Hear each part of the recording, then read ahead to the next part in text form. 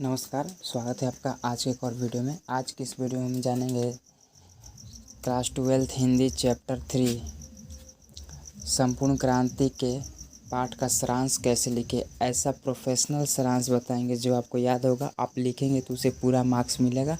तो चलिए वीडियो को स्टार्ट करते हैं। चलिए, जयप्रकाश नारायण संपूर्ण क्रांति का पाठ है जिसके राइटर हैं जयप्रकाश नारायण। तो चलिए उनका लेखक परिचय के बारे में जानते हैं।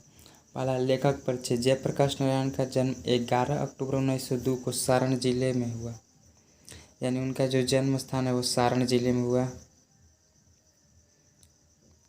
सारण जिले के बीच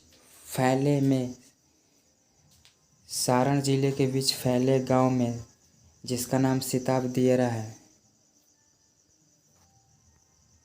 ये देखिए, लेखक जयप्रकाश नारायण का जन्म 11 अक्टूबर 1902 को सारण जिले के बीच फैले गांव में सिताब दियरा में हुआ। उनके माता व पिता का नाम फूलरानी एवं हरसू दयाल था। उनके पिता का नाम हरसू दयाल था। अपनी जनपक्षधरिता के चलते इन्होंने लोकनायक के नाम से प्रसिद्धि मिली। यहाँ से पॉइंट चेंज करते हैं हम। प्रसिद्ध गांधीवादी ब्रजकिशोर प्रसाद की पुत्री, यानी जो प्रसिद्ध गांधीवादी थे ब्रजकिशोर प्रसाद, उनकी पुत्री प्रभावती देवी उनकी धर्मपत्नी थी। इनकी प्रारंभिक शिक्षा घर पर ही हुई। जयप्रकाश नारायण की प्रारंभिक शिक्षा घर पर ही हुई, ऐसे आपको लिखना है। इसके बाद इन्होंने पटना में प्रवेश किया, यानी इसके बाद वह पटना कॉलेजिएट नामक कोई कॉलेज है पटना में, उनमें प्रवेश लिया। इसी दौरान गांधी जी द्वारा, वह कॉलेज में जब पढ़ते थे उसी दौरान गांधी जी द्वारा चलाए गए असहयोग आंदोलन से प्रभावित होकर इन्होंने शिक्षा बीच में ही छोड़ दी। 1922 में यह अमेरिका चले गए तथा वहाँ कैलिफोर्निया, बर्कले, विस्कॉन्सिन, मैडिसन आदि कई विश्वविद्यालयों में अध्ययन किया। यहीं से इन्होंने मार्क्सवाद तथा समाजवाद की शिक्षा ग्रहण की। 8 अक्टूबर 1979 का इनका देहांत हो गया। जयप्रकाश नारायण का 8 अक्टूबर 1979 का इनका मृत्यु हो चुका है। इनका देखिए कुछ राजनीतिक सक्रियता था। जयप्रकाश नारायण 1929 में कांग्रेस में शामिल हुए तथा 1932 में अवज्ञा आंदोलन के दौरान जेल चले गए। कांग्रेस के अंदर ही उन्होंने कांग्रेस सोशलिस्ट पार्टी के गठन करने में अहम भूमिका निभाई। 1942 में आंदोलन से उन्होंने विशेष प्रसिद्धि मिली। जब उन्होंने आंदोलन किया तो उनको इस आंदोलन से विशेष प्रसिद्धि मिली। आज़ादी के बाद 1958 में उन्होंने प्रजा सोशलिस्ट पार्टी के गठन में योगदान दिया। 1974 में इन्होंने छात्र आंदोलन का नेतृत्व किया तथा आपातकाल के दौरान जेल चले गए।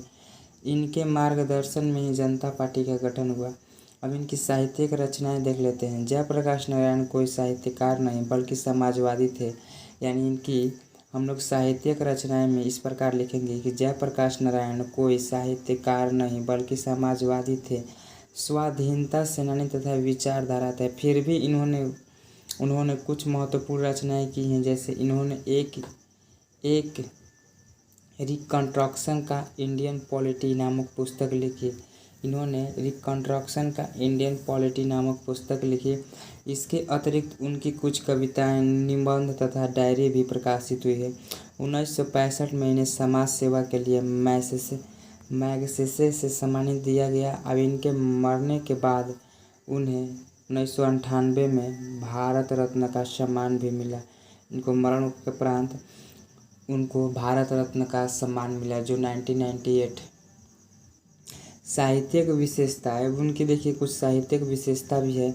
जयप्रकाश नारायण ने बड़े पैमाने पर साहित्यिक सृजन नहीं किया, किंतु उन्होंने कुछ चुनिंदा रचनाएं ही लिखी हैं जिनमें उनके चरित्र की विशेषताएं नजर आती हैं। उनकी भाषा की कृत्रिमता तथा तकनीक भी समावेश नहीं था। इनकी भाषा गंभीर, पूर्ण एवं भाव प्रधान तथा उनमें एक प्रवाह है। आम बोलचाल की भाषा में इस्तेमाल करने के कारण इनकी रचनाएं पाठक के हृदय पर सीधे प्रभाव डालती थी। ये जो जयप्रकाश नारायण थे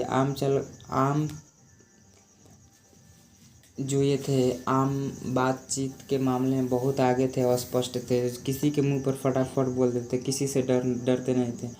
प्रस्तुत भाषण 5 जून 1974 को पटना के गांधी मैदान में दिए गए जयप्रकाश नारायण के ऐतिहासिक भाषण संपूर्ण क्रांति का एक अंश है। यानी जो चैप्टर है वो एक भाषण दिए थे 5 जून 1974 को पटना के गांधी मैदान में दिए गए जयप्रकाश नारायण द्वारा ऐतिहासिक भाषण संपूर्ण क्रांति का एक अंश है। यह पूरा भाषण एक पुस्तक के रूप में जन्म मुक्ति पटना से प्रकाशित है। इस